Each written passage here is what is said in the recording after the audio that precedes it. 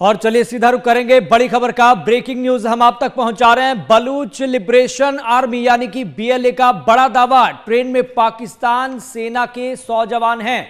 तो बीएलए की तरफ से यह बड़ा दावा किया गया है। हालांकि इससे पहले जानकारी तो ये मिल पा रही थी कि 100 के आसपास यात्री हैं, लेकिन अब बीएलए की तरफ से बड़ा दावा यह किया गया है कि इस ट्रेन में 100 के आसपास तो जवान ही हैं। तो सोचिए कितना गंभीर ये मामला है, कितनी विपरीत परिस्थिति है। तो ट्रेन में पाकिस्तानी सेना के 100 जवान हैं। तो सैन्य कार्रवाई हुई तो बंधकों को मार देंगे, बीएलए ने यह भी कह दिया है।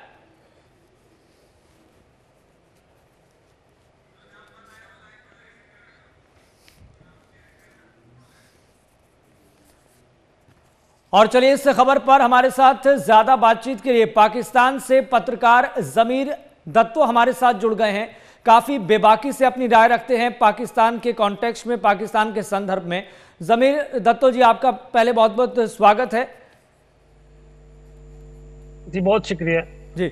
जमीर दत्तो जी, ये पाकिस्तान में आखिर चल क्या रहा है? ये बलूच आर्मी चाहती क्या है पाकिस्तान से? ये सबसे पहले आप समझाएं हमारे दर्शकों को।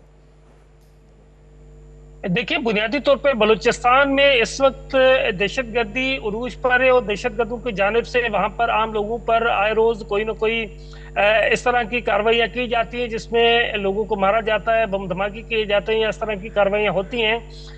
तो इस वक्त जो बलूचिस्तान के लोगों का एक सबसे बड़ा मुतालबा है बलूचिस्तान लिबरेशन आर्मी का, वो तो इन तमाम सूरत हाल के पीछे ये मुतालबा रखते हैं कि जो बलूचिस्तान के मिसिंग पर्सन्स हैं या जो दीगर लोग हैं उसका है। दूसरी जानिब जो उनका सबसे बड़ा मुतालबा है वो है गवादर पोर्ट के हवाले से वहाँ जो एक्टिविटीज हो रही हैं, जो वहाँ पे तरक्याती काम हो रहे हैं, तो उसके हवाले से वो उसको डिस्टर्ब करना चाहते हैं। बुनियादी तौर पे बीएलए क्योंकि एक दहशतगर्द तंजीम है तो उनकी जानिब से हर तरह की वो कार्रवाई की जाती है जिससे पाकिस्तान डिस्टेबलाइज हो सकता है। अब जैसे आज का जो वाकया है जिसमें ट्रेन को हाईजैक किया गया है, अब इसमें यकीनी तौर पे ट्रेन में आपको पता है कि किस तरह के लोग सफर करते हैं, आम गरीब लोग सफर करते हैं। तो ये आम और गरीब लोगों को इस तरह से हाईजैक करना या फिर उनको बंदी बनाकर उसके नतीजे में कोई मुतालबात रखना, तो ये एक अफसोसनाक सूरत हाल है। अब देखते हैं कि पाकिस्तान फोर्सेस और बलूचिस्तान गवर्नमेंट की जानिब से इस सारे मसले को किस तरह से टैकल किया जाता है। लेकिन इस वक्त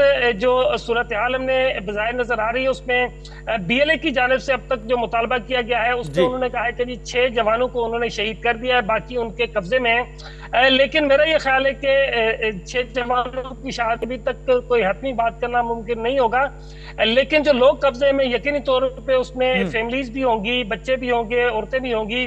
तो अब देखते हैं कि बुजुर्ग भी होंगे क्योंकि रमजान का महीना है। रमजान के महीने में ट्रेन में सफर करने वाले लोग रोजेदार भी होते हैं और दीगर चीजें होती हैं। तो अब देखते हैं कि गवर्नमेंट ऑफ पाकिस्तान की जानिब से इसकी तफसीलात क्या सामने आती हैं। बलूचिस्तान गवर्नमेंट अब तक उनकी जानिब से कोई तफसीलात सामने नहीं आई। वफाकी वज़ारत दाखिला की जानिब से अब तक कोई तफसीलात सामने नहीं आई हैं। तो पाकिस्तान गवर्नमेंट की जानिब से कोई ऑफिशियल वर्जन अगर हमारे सामने आएगा तो हमें आसानी होगी कि हम ये अंदाजा लगा सकें कि एक्चुअली ये वाकया हुआ क्या है। क्योंकि अब तक के जितनी भी सूरत हाल सामने आई वो सारी की सारी वो है जो बलूचिस्तान लिबरेशन आर्मी की जानिब से दावा किया जा रहा है। तो बलूचिस्तान जमीर साहब, लेकिन इसमें हैरानी की बात ये भी है कि आखिर अब बीएलए के वजूद को लेकर, उसके अस्तित्व को लेकर और उसकी कार्रवाई को लेकर अब पाकिस्तान भी चिंतन कर रहा है। क्योंकि 26 नवंबर को भी एक खबर सामने आई थी, माफ कीजिएगा 14 नवंबर और 26 नवंबर के आसपास भी एक खबर सामने आई थी 2024 में कि इसी ट्रेन में ब्लास्ट में 26 लोग मारे गए थे। तो क्या ईरान और अफगानिस्तान जो डेमोग्राफिकली देखें, हम वर्ल्ड मैप में देखें तो आसपास लगता है बलूचिस्तान के, तो क्या वो सपोर्ट कर रहे हैं या फिर बीएलए इतना अपने आप में सक्षम हो चुका है समय के साथ और पाकिस्तान कुछ नहीं कर पा रहा? नहीं, बुनियादी तौर पे ये गवर्नमेंट ऑफ पाकिस्तान की जानिब से कई बार अफगान गवर्नमेंट के साथ ये मुतालबा उठाया गया है जिसमें कहा जाता है कि अफगानिस्तान से पूरी तरह से सपोर्ट है बीएलए को, क्योंकि बीएलए बजाते खुद इतनी ताकतवर नहीं है कि वो ये सारी कार्रवाइयां कर सके। हमारा एक अंदाजा है कि बीएलए को पूरी तरह से जो तहरीक तालिबान पाकिस्तान है उनकी सपोर्ट हासिल है और बीएलए उनकी मदद से ही ये सारी कार्रवाइयां कर पाता है। क्योंकि इसमें कोई शक नहीं कि जो वाकया हुआ था उसमें काफी सारे लोग अपनी जान से गए थे, बहुत सारे लोग उसमें जख्मी होते। वो सेम यही ट्रेन थी जाफर एक्सप्रेस, और आज एक बार दोबारा जाफर एक्सप्रेस को निशाना बनाया गया और उसमें तो आज हाईजैक किया गया है लोगों को। तो हम दुआ करते हैं कि अल्लाह ताला उन तमाम मासूम लोगों को बहिफाजत खैरियत से इनके चुंगल से आजाद करवाए, और जो लोग अगर शहीद हो गए तो अल्लाह उनके दर्जात बुलंद करे। लेकिन इस वक्त जो बलूचिस्तान में BLA की जानिब से कार्रवाइयां की जा रही है, यकीनी तौर पर ये इंतहाई अफसोसनाक और परेशान कुन सूरत हाल है, क्योंकि जिस तरह वहां पे कार्रवाइयां होती हैं तो आमतौर पे आए रोज हम देखते हैं कहीं बाजार में बम धमाका हो जाता है, कहीं ट्रेन में बम धमाका हो जाता है, कहीं और जगह पे हॉस्पिटल में बम धमाका हो जाता है। तो यकीनी तौर पे आम लोगों को निशाना बनाना और इस तरह की सारी सूरत हाल एक शदीद किस्म की काबिल मजम्मत भी है, और ये दहशतगर्दी की कार्रवाइयां हैं और पाकिस्तानी फोर्सेस उनके खिलाफ अब तक ऑपरेशन कर भी रहे हैं। और मेरा ख्याल है कि पाक फौज को इस वक्त जो ऑपरेशन कर रहे हैं उसको मजीद तेज करना पड़ेगा, क्योंकि इस तरह आम लोगों को दहशतगर्दों के सहारे पे तो नहीं छोड़ा जा सकता। जी जमीर साहब, मैं आपसे ये भी जानना समझना चाह रहा हूं, दर्शक बहुत बारीकी से सारी चीजों को इस समय देख रहे हैं, पूरी दुनिया में आखिर चल क्या रहा है। मैं आपसे ये समझना चाह रहा हूं कि क्योंकि गिलगित बाल्टिस्तान के हिस्से की बात हो, वहां पर भी जनमत संग्रह की बात होती रही है समय समय पर। अब ये बलूचिस्तान में भी जिस तरीके से ये बलूच आर्मी, ये BLA लगातार जिस तरीके से हमला करके एक तरह से पाकिस्तान को, पाकिस्तानी सरकार को मैसेज देती रही है, पैगाम देती रही है कि हमें लिबर्टी चाहिए, हमारे संसाधनों पे कब्जा किया जा रहा है, वो बलूचियों के लिए जो होना चाहिए वो नहीं हो पा रहा है। तो पाकिस्तान को किस बात का डर है कि बलूचिस्तान को लिबर्टी मिल जाएगी तो आजाद हो जाएगा? देखिए, इसमें कोई शक नहीं कि बलूचिस्तान के जो महरूम लोग हैं उनको उनके हुकूक नहीं मिले, लेकिन बुनियादी तौर पे मैं ये समझता हूँ कि जो बलूचिस्तान के महरूम लोग हैं ये उनकी जद्दोजहद नहीं है। ये जो बलूचिस्तान लिबरेशन आर्मी टाइप की जितनी भी दहशतगर्द तंजीमें, ये सारी की सारी फॉरेन फंडिंग से कोई ना कोई बहाना तलाश करती हैं। जैसे पख्तूनख्वा में इन्होंने मजहब को आड़ बनाकर लोगों को इस्तेमाल किया और उसके बाद फिर दहशतगर्दी की कार्रवाइयां की। इसी तरह से बलूचिस्तान में ये नेशनलिज्म की आड़ बनाकर आम लोगों को निशाना बना रहे हैं। उनको अगर बलूचिस्तान के लोगों का इतना दर्द है तो बलूचिस्तान के लोगों को वो क्यों मार रहे हैं? क्योंकि अब तक हमने देखा है जितने भी बम धमाके या हमले होते हैं उसमें जो 80% लोग मारे जाते हैं वो आम और मासूम शहरी होते हैं, बेबस शहरी होते हैं, और सारे के सारे बलूचिस्तान के शहरी होती हैं। कुछ कार्रवाइयां हमने देखी हैं जहां पर बसों से या दीगर जो ट्रांसपोर्ट है वहां से लोगों को उतार के उनका शनाख्ती कार्ड देख के, तो अगर वो कोई पंजाब का सूबे से ताल्लुक रखता है तो उसको मार दिया जाता है। लेकिन ज्यादातर जो बम धमाकों में लोग मारे जाते हैं तो बलूचिस्तान के लोग मारे जाते हैं। तो अब ये ऐसी कौन सी तहरीक है जो को बलूचिस्तान के हुकूक के नाम पे बनाई गई और फिर बलूचिस्तान के लोगों को ही मार रही है? तो मैं समझता हूँ सारी दहशतगर्दी कार्रवाइयां करने के हवाले से मुख्तलिफ टैक्टिक्स यूज की जाती है वही है, और गवर्नमेंट ऑफ पाकिस्तान को यही कि इनके खिलाफ ही साथ। दूसरी जान ये कि वो तमाम लोग जो बलूचिस्तान रिहाइश पजीर है और जब बलूचिस्तान के शहरी हैं तो उनके हुकूक के हवाले से अब तक हमने देखा है जो फेडरल की वो सारे तो वहाँ जवाब वो सारे हो जाते हैं। उसमें कोई शक नहीं कि बलूचिस्तान के जो आम लोग हैं वो महरूम है, उनके हुकूक को सलब किया जाता है। लेकिन ये जो दहशतगर्दी की कार्रवाइयां कर रही हैं ये कतई तौर पे उन लोगों में शामिल नहीं है। ये खुद भी गासिब है, इन्होंने खुद भी बलूचिस्तान के लोगों को बहुत ज्यादा प्रेशर में रखा हुआ है, उनके लिए कई मसाइल क्रिएट किए हुए हैं और उसके साथ साथ ये बलूचिस्तान के आम लोगों को मार भी रहे हैं। तो ऐसा कोई बिल्कुल जमीर साहब, आपने ये बहुत महत्वपूर्ण सेंटेंस बोला है, बहुत महत्वपूर्ण वाक्या है ये आपका कि बलूचियों के जो हकूक की बात हो रही है, हकूक के नाम पर जिस तरीके से बलूचियों को ही मार रही है ये बलूच आर्मी, तो ये अपने आप में बहुत हैरत अंगेज बात है।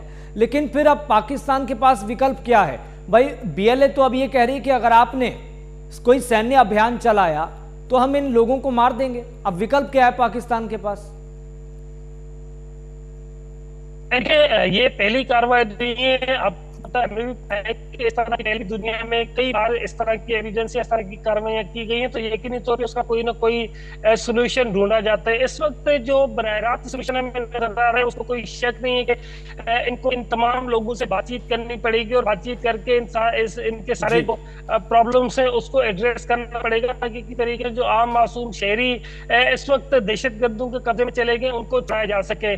लेकिन मैं समझता हूँ कि इसके बाद अल्टीमेटली ऑपरेशन किया जाए जाएगा और ये जरूर ऑपरेशन किया जाएगा, क्योंकि इतनी बड़ी तादाद में अगर ये जो ट्रेन को कब्जे में लिया गया है तो इसमें यकीनी तौर पे बहुत बड़ी तादाद में लोग आए होंगे, और इतनी बड़ी तादाद में आए हुए लोगों को इतनी आसानी से छोड़ देना या उनको जाने देना, मेरा नहीं ख्याल के सिक्योरिटी फोर्सेस इतना बड़ा रिस्क लेंगी। यकीनी तौर पे इनके खिलाफ ऑपरेशन हमें होता हुआ नजर आ रहा है। अभी ऑपरेशन कितनी देर बाद होता है, स्ट्रेटेजी क्या होगी फोर्सेस की, इसके हवाले से कुछ भी कहना कबल अज़ वक्त होगा।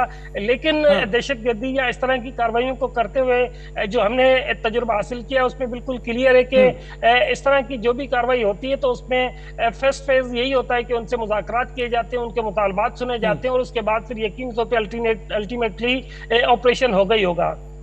मतलब आप ये कह रहे हैं कि सैन्य अभियान तो चलेगा ही चलेगा, लेकिन आपको लग रहा है कि पाकिस्तान सरकार के पास सैन्य अभियान चलाने के अलावा कोई और विकल्प है? अगर जैसा कि आप भी बात कर रहे हैं कि पहले बातचीत करें, मुतालबात करें, फिर उसके बाद ही अगर नहीं माना जाता है तो सैन्य अभियान चलाना एक मजबूरी भी हो जाएगा, लेकिन सैन्य अभियान चलेगा तो फिर लोगों की भी जानें जाएंगी इसमें। देखिए, बुनियादी तौर पे इसको जो 3-4 घंटे हो गए तो अब तक कोई चीजें सामने नहीं आ रही। उसकी जो मुझे बुनियादी तौर पे इस नजर आई हुई है उसमें यकीनी तौर पे यही है कि इस सारे वाक़े को या सारे मामले को किस तरह से कंट्रोल करना है, इसको किस तरह से हैंडल करना है, इसके हवाले से सिक्योरिटी फोर्सेस की जानिब से अपनी कोई स्ट्रेटेजी होगी। लेकिन जो मैं चीज समझ पा रहा हूँ वो यही है कि इस सारी सूरत हाल को कंट्रोल करने के लिए पहली फुर्सत पे तो इन लोगों से बातचीत करनी पड़ेगी, लेकिन बातचीत के हवाले से भी यकीनी तौर पर अब तक इस बात का इंतजार है कि इनकी जानिब से कोई मुतालबा सामने आए, इनकी जानिब से कोई डिमांड सामने आएगी तो उसके बाद ही फिर उस पर बातचीत की जाएगी। क्योंकि इस वक्त जो बलूचिस्तान गवर्नमेंट है वहां पे क्योंकि सारे बलोच सरदार बलूचिस्तान गवर्नमेंट में शामिल है, तो यकीनी तौर पर बलूचिस्तान लिबरेशन आर्मी से बातचीत करने में उनको कोई इतनी ज्यादा दिक्कत होनी नहीं चाहिए। लेकिन अब देखते हैं कि इनकी जानिब से क्या प्लानिंग की जाती है, किस तरह सारे मामले को हैंडल किया जाता है। इसके लिए इंतजार है कि अब देखते हैं कि बलूचिस्तान गवर्नमेंट या फेडरल गवर्नमेंट इसके हवाले से क्या प्लानिंग करती है, किस तरह से इस दहशतगर्द गिरोह को अपने मन तक की अंजाम तक लेके जाती है। लेकिन आपको लग रहा है कि गिलगित बाल्टिस्तान में भी कुछ इसी तरह के ही हालात उत्पन्न हो रहे हैं लंबे समय से? देखिए, इंसर्जेंसी तो इन तमाम इलाकों में बिल्कुल मौजूद है, लेकिन अब जो इंसर्जेंसी होती है उसको उस तरह से छोड़ा तो नहीं जा सकता। तो पाकिस्तान फोर्सेस की जानिब से भी वक्फे के साथ हम देखते हैं कि ऑपरेशंस किए जाते हैं, जिसको IBO कहा जाता है, इंटेलिजेंस बेस्ड ऑपरेशन। तो देखते हैं इंटेलिजेंस बेस्ड ऑपरेशन के नतीजे में इस सारी कार्रवाई को हैंडल किया जाता है, और उसके साथ साथ जो ऑपरेशंस की जाते हैं उस तरह से किए जाते हैं। अब ट्रेन का अगवा होना यकीनी तौर पे एक बहुत बड़ी अफसोसनाक सूरत हाल है, और साथ साथ इसमें यह भी देखा जाएगा कि उसमें जो आम मासूम लोग मौजूद हैं, जिसमें बच्चे भी होंगे, औरतें भी होंगी, उसको किस तरह से सिक्योरली वहां से निकाला जाता है और फिर इसको किस तरह से किया जाता है, ये यकीनी तौर पर पाकिस्तानी फोर्सेस जो है उनके लिए कितना इम्तिहान है। जमीर साहब, एक बहुत व्यवहारिक प्रश्न, बहुत प्रैक्टिकल प्रश्न मैं आपसे पूछने जा रहा हूं। भाई, आप पत्रकार हैं, आप बहुत बेबाकी से अपनी राय रखते रहे हैं, अपना ओपिनियन रखते रहे हैं, लेकिन पाकिस्तान जो आज एक हर मामले में, रैंकिंग के मामले में बहुत निचले स्तर पर पहुंचा हुआ है, स्वाभाविक है कि आप पत्रकार हैं, फख्र तो नहीं होता होगा, लेकिन आज पाकिस्तान की हालत क्या हो गई है? एक गलत मैसेज, एक गलत पैगाम पूरी दुनिया में जा रहा है।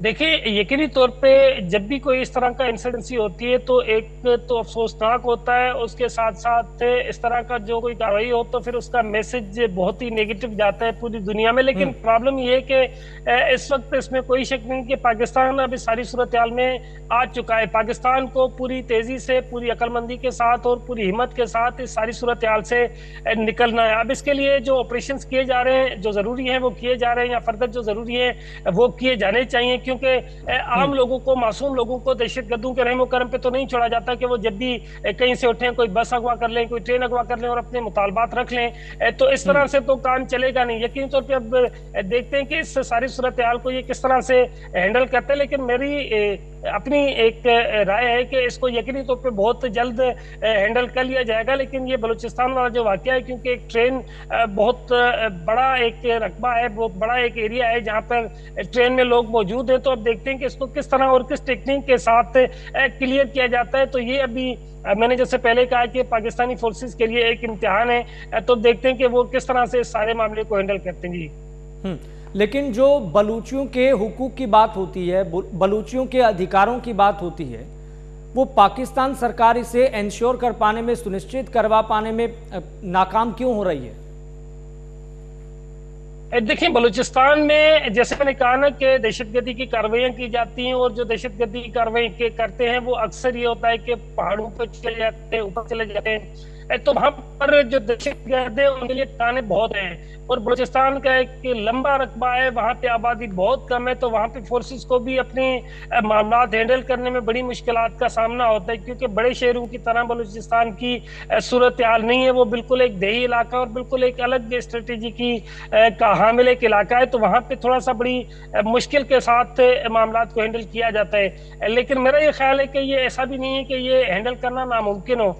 तो इस वक्त जो सबसे बड़ी और अहम बात है वो तो यही है कि जो बलूचिस्तान में बीएलए की जानिब से जो मुतालबा किया गया या जो उनकी जानिब से एक दावा किया गया है, और देखते हैं कि उस दावे में सच्चाई कितनी है, और उस दावे के नतीजे में वहां जो सूरत हाल क्रिएट हुई है उसको फोर्सेस की जानिब से कैसे हैंडल किया जाता है, गवर्नमेंट की जानिब से कैसे हैंडल किया जाता है, पॉलिटिकली हैंडल किया जाता है या फिर ऑपरेशन किया जाता है। तो इसके हवाले से तफसीलात का इंतजार करना पड़ेगा कि देखते हैं कि अब इस सारे मामले को कैसे हैंडल किया जाता है। जी लेकिन जमीर साहब, इस मामले के इतर जो अभी फिलहाल परिस्थितियां उत्पन्न हो रखी हैं, इन सारी परिस्थितियों के इतर क्या बलूची आर्मी के और पाकिस्तान सरकार के बीच में क्या कोई तकरीर होती रही है पहले? देखिए, जैसे मैंने कहा कि जो अंदाजा है वो ये है, क्योंकि बलूचिस्तान गवर्नमेंट में जितने भी बलोच सरदार हैं वो सारे के सारे गवर्नमेंट में मौजूद है, और बलूचिस्तान में जो नेशनलिस्ट पार्टियां हैं वो भी सारी की सारी मौजूद हैं। तो यकीनी तौर पे जो बलोच सरदार है उनको अगर एंगेज करेगी पाकिस्तानी गवर्नमेंट की जानिब से, उनको एंगेज किया जाएगा, तो ये मुश्किल नहीं है कि बीएलए की जानिब बीएलए से कोई बातचीत की जाए। देखिए, अगर बीएलए ने ये सिर्फ कार्रवाई करनी होती तो ये आम लोगों को शहीद करते और फिर वहां से रफू चक्कर हो जाते, भाग जाते। लेकिन उन्होंने अगर ट्रेन को हाईजैक करने की बात की तो यकीनी तौर पर ट्रेन हाईजैक करने के नतीजे में वो कोई ना कोई मुतालबा जरूर सामने रखेंगे और उसके हवाले से फिर बातचीत होगी। तो ये स्पेस तो बीएलए को भी देना पड़ेगा कि वो फोर्सेस को इतना स्पेस तो दें कि अगर इनका जानिब से कोई मुतालबा किया जाता है तो उसको पूरा करने के लिए या उस पर नेगोशिएशन के लिए कोई ना कोई बातचीत का रास्ता तो यकीनी तौर पे निकाला जाएगा, और ये रास्ता खुद बीएलए भी निकालना चाहेगी, क्योंकि अगर वो ये रास्ता नहीं निकालेगी तो फिर बातचीत तो होगी नहीं, फिर इनके मुतालबात भी किसी काम के नहीं है, क्योंकि मुतालबात भी अगर पूरे करने तो गवर्नमेंट ऑफ पाकिस्तान ने करने या फिर गवर्नमेंट ऑफ बलूचिस्तान ने करने। तो यकीनी तौर पर जब तक ये बलूचिस्तान गवर्नमेंट से या गवर्नमेंट ऑफ पाकिस्तान से ये बातचीत नहीं करते तब तक उनके मुतालबात को कैसे एड्रेस किया जा सकता है। तो ये बातचीत तो होनी है। बातचीत कब होती है, किस सूरत हाल में होती है, या उसका आगे नतीजा क्या निकलता है, इसको देखने की जरूरत है। जी लेकिन क्या पाकिस्तानी सरकार इस बात को पहचान पाई है, आइडेंटिफाई कर पा रही है कि बलूच आर्मी को फंडिंग कहां से हो रही है? देखिए, इसके हवाले से बलोच आर्मी पे मुख्तलिफ इल्जामात हैं कि बीएलए को कहाँ से फंडिंग आती है। उसमें मुख्तलिफ मुल्क का नाम लेते हैं, जिसमें इंडिया का नाम भी लिया जाता है, भी आता है। उसके अलावा जो दीगर ममालिक हैं जहाँ जहाँ पाकिस्तान से पाकिस्तान के, लेकिन ये सारी सूरत तो है उसको आप कहते हैं कि वो जो आपको जाते रहे, लेकिन असल इन तमाम मामला को हैंडल करने के लिए इसका तदारुक कैसे किया जाता है, या बीएलए को खत्म करना है तो बीएलए को खत्म करने के लिए क्या प्लानिंग है, क्या स्ट्रेटेजी है, किस तरह से उसको खत्म किया जाता है। क्योंकि अगर कोई भी मुल्क उनको फंडिंग कर रहा है तो उसको रोकना यकीनी तौर पे सिक्योरिटी फोर्सेस का ही काम है, या फिर पॉलिटिकल गवर्नमेंट का काम है कि उसको किसी तरीके से एंगेज करके उसको हैंडल करे। ये आम आदमी का तो काम नहीं है कि वो जाके सारे मामले को हैंडल करेगा। तो देखते हैं कि फोर्सेस और जो सिविल गवर्नमेंट है उसकी जानिब से क्या स्ट्रेटेजी बनाई जाती है, और इस बीएलए समेत जितने भी इस तरह के दहशतगर्द तंजीमें मौजूद हैं बलूचिस्तान में उसको किस तरह खत्म करते हैं। जैसे आपने देखा कि पाकिस्तान में एक वक्त था जब टीटीपी का एक उरूज था, तो यकीनी तौर पे टीटीपी के खिलाफ ऑपरेशन किया, बड़ी तादाद में ऑपरेशन लॉन्च किया गया, और उसके बाद फिर एक वक्त आया कि जो कबायली इलाके हैं जहाँ पे कोई आम आदमी जा नहीं सकता था, वहां पे फोर्सेस ने अपना कंट्रोल कायम कर लिया है।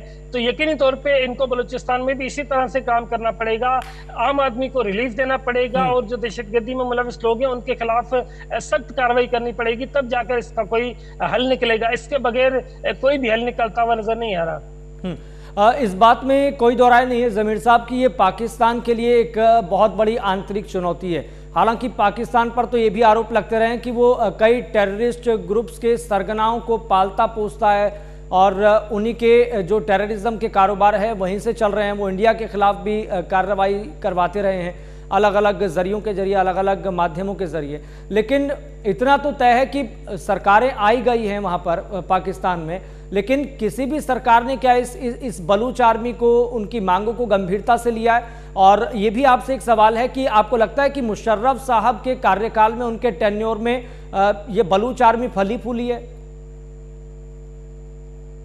देखिए, बुनियादी तौर पे तो इस सारा जो सिनेरियो है, इसकी जो बुनियाद पड़ी थी वो पड़ी ही मुशर्रफ के दौर में थी। क्योंकि मुशर्रफ दौर में जब ऑपरेशन किया गया और बुगटी को शहीद किया गया, तो उसके बाद फिर बलूचिस्तान के कुछ लोग नाराज हुए, कुछ लोगों ने अलग अलग तरीके से कार्रवाइयां करना शुरू की और इसका फिर फायदा उठाया उन दहशतगर्द तंजीमों ने जो कि इस तरह की तमाम कार्रवाइयों का इस्तेमाल करके अपने बेनिफिट्स लेते हैं। दूसरी जानब यह कि देखें, जितनी भी मुसल्लह जद्दोजहद है उसके हवाले से एक दूसरे पे इल्जाम लगते रहे। हिंदुस्तान की जानिब से पाकिस्तान पे इल्जाम लगाए जाते हैं, पाकिस्तान की जानिब से हिंदुस्तान पर। लेकिन मैं बतौर जर्नलिस्ट ये समझता हूँ कि ये इल्जामात की हद तक के मामला रुकेगा नहीं। प्रैक्टिकली इतना है कि जो भी सपोर्ट कर रहे हैं या जैसे भी इनको सपोर्ट की जाए, आपको इनका खात्मा करना ही पड़ेगा। चाहे वो दहशतगर्दी बलूचिस्तान के नाम पे हो, चाहे वो दहशतगर्दी मजहब के नाम पे हो, किसी भी नाम पे अगर दहशतगर्दी के लिए कोई नरम गोशा रखते हैं तो यकीनी तौर पे आप ना सिर्फ अपने मुल्क के दुश्मन है बल्कि आप इंसानियत के भी दुश्मन है। मैं नहीं समझता कि कोई भी आदमी किसी पर जोर जबरदस्ती अपना नजरिया मुसलत कर सकता है। ना ही हमारा दीन इस बात की इजाजत देता, ना हमारा आईन इस बात की इजाजत देता है। और मैं समझता हूँ कि दुनिया का कोई भी मजहब इस बात की इजाजत नहीं देता कि आप किसी भी बंदे के सर पर बंदूक रख के उससे कहें कि जी आप अगर मुसलमान है तो हिंदू हो जाए, या अगर आप हिंदू है तो मुसलमान हो जाए। तो ये मजहब का नाम या कौमियतों का नाम इस्तेमाल करके आम और मासूम बेगुनाह लोगों को मारना तो मेरे ख्याल के किसी सूरत भी ये जायज नहीं है। तो देखते हैं कि इसका अंत क्या होता है। लेकिन इस वक्त बहरहाल हम दुआ करते हैं कि अल्लाह ताला उन तमाम लोगों को अपनी हिफाजत में रखे जो कि इस वक्त इन दहशतगर्दों के रहमो करम पर वहां मौजूद है, और अल्लाह ताला हमारी फोर्सेस को भी हिम्मत दे कि वो इस सारे मामले को पूरे तरीके से हैंडल करे ताकि मासूम लोगों की जानें कम से कम जाया हो। जी।